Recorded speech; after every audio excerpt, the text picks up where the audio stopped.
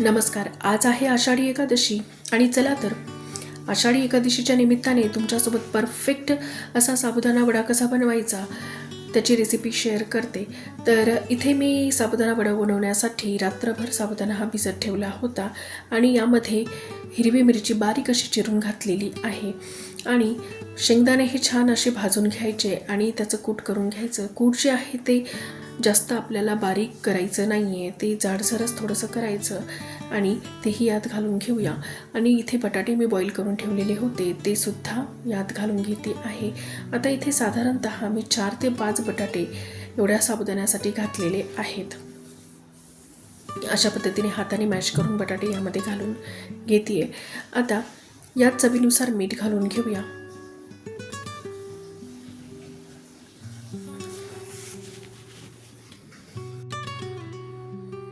आणि चवीनुसार तिखटही यामध्ये घालून घेऊ. यात आपण आधी मिरचीही घातलेली आहे, तर त्यानुसारच आपण याच्यात तिखट घालायचं आहे. म्हणजे आपल्याला जेवढं तिखट आवडतं त्यानुसार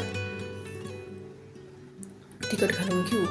आणि आता हे सर्व मिश्रण जे आहे ते आपल्याला छान असं मिक्स करून घ्यायचं आहे. पूर्ण एकजीव होईपर्यंत आपल्याला हे मिक्स करून घ्यायचं आहे.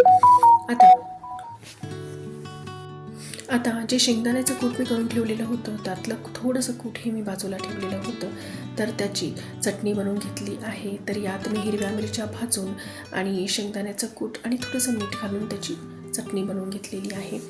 आता साईडला मी तेल गरम करण्यासाठी ठेवलेलं आहे आणि इथे मी सर्व वडे आधी बनवून घेते आहे. तर अशा पद्धतीने थोडं हाताला तेल लावून घ्यायचं आणि टिक्कीच्या साईजमध्ये हे वडे आपल्याला असे बनवून घ्यायचे आहे. तर एकदाच बनवले तर तळायलाही सोपे जातात, तर मी असं वडे तळण्याच्या आधी एकदाच वडे हे बनवून ठेवते. तर आता चला वडे तळून घेऊया.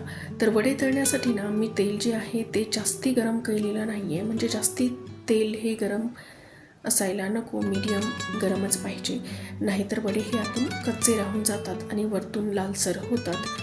तर चला असं दोन्ही साईडनी आपल्याला छान असे खरपूस वडे हे तळून घ्यायचे आहेत. तर चला आता एक बॅच आपली तळून झालेली आहे. आता वडे हे काढून घेतलेले आहेत. आता उरलेले जे वडे आहेत ते तळून घेऊया. तर अगदी तशाच पद्धतीने आपल्याला दोन्ही साईडनी वडे हे खरपूस असे भाजून घ्यायचे आहेत.